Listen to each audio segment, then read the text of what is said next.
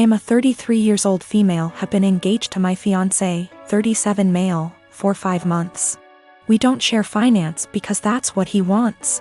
I got a raise on my salary. Now I earn 30% more than he does, and I notice that he's been using this to ask me to pay for him and his friends. Whenever I say no, or why should I pay for this, he'd respond with the 30%, that's why. He acts as if the 30% is unfair or that I'm not deserving of it. Several times he has tricked me to pay for his and his friends' meals by asking me publicly. Let me say that I'm too nice to say no. I hate confrontation, especially when we're at a public place like a restaurant, so I just grin and pay. Last Tuesday, he asked me to join him and his buddies for dinner. I told him from the start I wasn't paying for their food and he shouldn't expect me to. He said he got this and no worries. We got to the restaurant, met his friends, ordered food. And in the middle of the meal he leaned in and whispered that I would be paying for everything he and his friends ordered. I got so mad I whispered back, no. But he probably relied on me not causing a scene in public and in front of his friends. He said, you have enough money, you could pay for everyone's food, 30%, remember? I was fuming inside. Instead of reacting negatively and losing my temper, I waited till the bills arrived. They were already split from the start when we first ordered. I paid for mine, then I excused myself to the restroom. I then sneaked out from there, got into my car and went home. I started getting phone calls from my fiancé, then texts asking where I was. I texted back saying I didn't appreciate how he put me in this situation and basically tricking me into paying for his and his friends' food. I told him I went home, then stopped replying. An hour later he came and started yelling at me, calling me selfish, irrational, cheapskate and childish for sneaking out like that and leaving him stuck with a bill he could not pay. He had to call his brother for help. We had a loud argument, then he walked out. His friends didn't speak to me on this, but he told me they're disappointed in my behavior and are telling him to take time and reflect on the type of woman he's gonna be married to. He said that because the restaurant wasn't expensive, then I could have just paid. He admitted not telling me about it till later, knowing I'd refuse. He still thinks my reaction was childish and unacceptable. A couple years ago, a close friend, Ashley, started a long-distance relationship with a guy, Chris. He has been really good to her, and after meeting in person a few times, they decided to move in together. I was super happy for her as she had a few bad relationships over the years, and it was nice to see her in a healthy one. That joy faded the last couple months before she moved a few states over to be with him. The issue isn't her moving, but that she repeatedly joked about having a baby from Chris. At first, I accepted it as jokes, but over time I realized Ashley was serious. For context, Ashley has 2 children from a previous relationship, ages 10 and 12. Chris absolutely doesn't want kids. He told her this at the start, and anytime she hinted possibly wanting more, he shot it down, saying it was a deal breaker. Now, Chris is more than willing to accept her children as her own, because he loves her, and after meeting her kids, them as well. He's accepted that they are a package deal with her, and since they are at an age where they are semi-independent, it's not an issue for him. To me, Chris is a real bro for taking on her kids without issue. Hearing Ashley say she wants a baby out of him, one way or another, bothered me to no end. It's hard enough to find a partner that treats you well and accepts children that aren't their own. To find one that does and then talk about plotting to force a baby seems gross and manipulative. Before her move, I had sat down with Ashley, trying to talk sense into her. At first she resisted, but finally it seemed she understood how shitty it would be. After I felt like she had understood, I put the issue behind me and helped support her through the hassle of moving.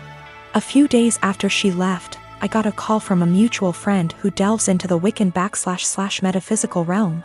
She was distraught and confessed to me that shortly before Ashley's move, Ashley had come to her asking for a fertility spell. This friend didn't feel comfortable about it and refused. When pushed, she said she cast a spell for a healthy and honest relationship, but told Ashley it was for fertility. As you can imagine, I was livid. I messaged Ashley, confronting her about what I learned, and she laughed it off as she was desperate, but magic is fake anyway. So what's the harm? She then let it slip that since Chris was planning on getting a vasectomy in a few months, she had poked holes in their condoms as a last-ditch effort.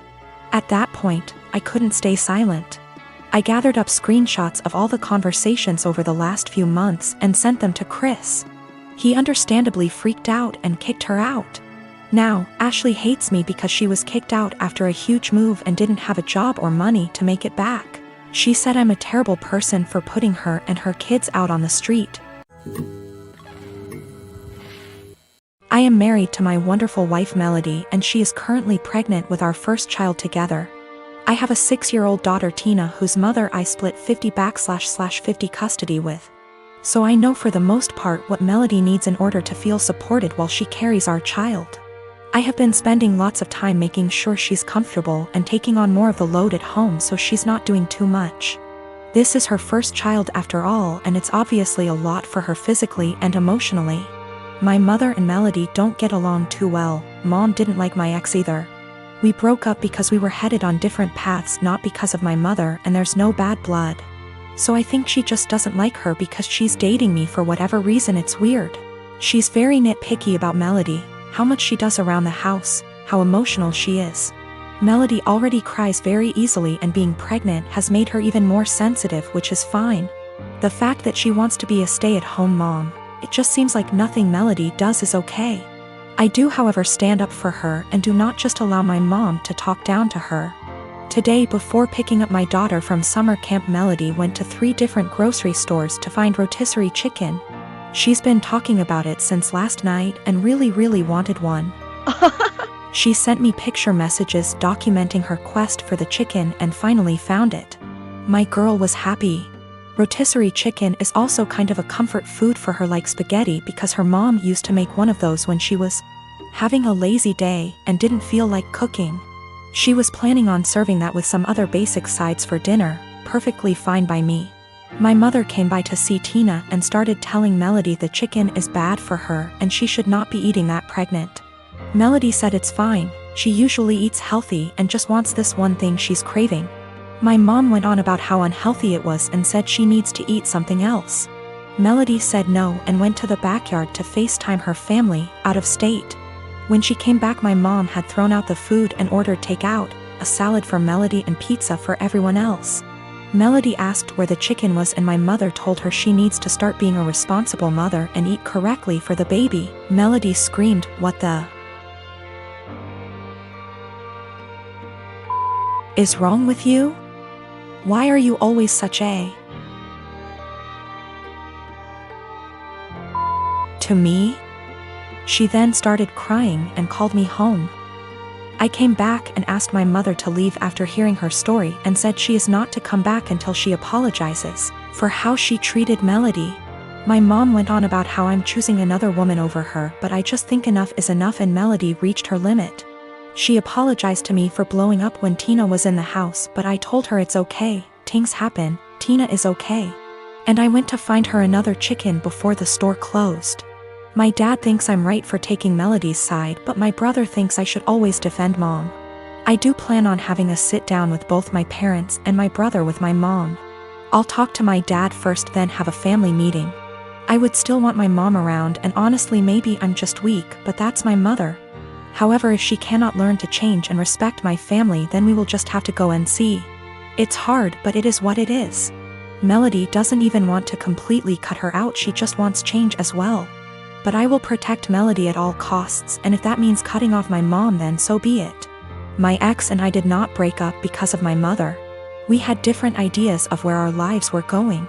Tina was not planned and we were already heading towards going our separate ways before she got pregnant. We tried to make it work for Tina, but that's not what relationships are about, so we split and it's working great. My ex and Melody get along great, Tina is happy, and we work through things as one big blended family. My ex and Melody have talked about my mother with each other before, and that was when I realized I needed to see a therapist to work through my childhood with a mom like mine. It's a process. I'm working through it the best I can. Melody's pregnancy is going smoothly for the most part. Just exhausting and emotional, as she put it. Also, we're having a girl. We had our gender reveal. I did find her another chicken yesterday night after this whole fiasco. So I live in a flat with 3 other people, childhood best friend, a guy from my uni course, and his cousin. For the most part we get along really well and rarely have disagreements. However, this has been a real point of contention lately. About 6 months ago I began a relationship with a guy I've known for a couple of years. I know it's still a fairly new relationship, but I really like him. He makes me really happy and we're pretty serious about each other. Up until recently, he would come visit me at my flat 3 to 4 times a week. This was mostly due to the fact that I have chronic fatigue and going on proper dates can be really challenging for me. Instead of going out to dinner or a film or whatever, we'd just chill in my room or the living room, watch TV and get takeout or cook together. I didn't really consult anyone about this, Bex to say. All the other flatmates have their partners over as often if not more so, and B, he rarely spends the night and usually leaves before 10 p.m. because of his work schedule. So the issue, 2 weeks ago, comes to me and tells me that I need to stop having my boyfriend over because it's starting to get annoying. I asked her why and she said it's irritating to have someone who doesn't live there, skulking around all the time. I pointed out that her boyfriend sleeps over 3 nights a week and thus is here more often than mine, and she claimed that was different because they've been together for 11 years and are moving in together once her lease is up. She said she's discussed it with the other flatmates and they've all agreed he needs to stop coming over or he has to chip into the rent, because it's getting ridiculous. Note, nobody else's partner chips in on the rent. I confirmed with the other two that yes, this is an agreement they've made. Though my best friend said basically made her agree by threatening to cut off the Wi-Fi and utilities, which are in her name, if she didn't. I asked if this rule applies to everyone, but apparently it's just me. I pointed out that it's unfair and was basically told to deal with it. My potential assholery, I've begun loudly insisting that if my partner isn't allowed to come over, neither is anybody else's. If I answer the door to anyone's partner, I'll send them away. If I come home and someone's partner is there, I'll make a point to mention that I thought we weren't having partners who don't pay rent over anymore. I've asked boyfriend over and over how much rent he's paying and pretend to be affronted and make a fuss when he says he doesn't. Everyone's pretty pissed at me and is telling me I'm being unreasonable. I know I'm being petty, but I think it's unreasonable that there's one rule for me and another for everyone else, and I'm trying to make that point. Am I really the asshole here? Some questions people keep asking. If I knew of something my boyfriend was doing to be annoying / if anyone had told me that he was doing something, I'd have included it. I'm not aware of anything he does, and when I ask why I doesn't like him, I just get a shrug and just do. I will also state I'm bi, and she's never had an issue with any female partners I've had. We don't hang out in the living room much. We literally only use it if there's something we want to watch that I can't get on my bedroom TV and there's nobody else in there. We use the kitchen more often than the living room, but honestly even that isn't that often. We eat far too much takeout pizza rip. A lot of people seem confused, so just clearing up who's who in the situation. The one who brought all this up is not my best friend. Not to get too much into a tangent, but basically just over a year ago I was moving out of halls at university and was looking for a new place, so we decided to move in together. At the same time, a dude from my course was looking for a flat share. We couldn't find a 3-bed but found a really nice 4-bed, and he mentioned his cousin was also looking for somewhere to live, so she got on board too. I only met her last year and we don't really know each other very well. By chronic fatigue I mean chronic fatigue syndrome. Sorry, that's apparently so unclear.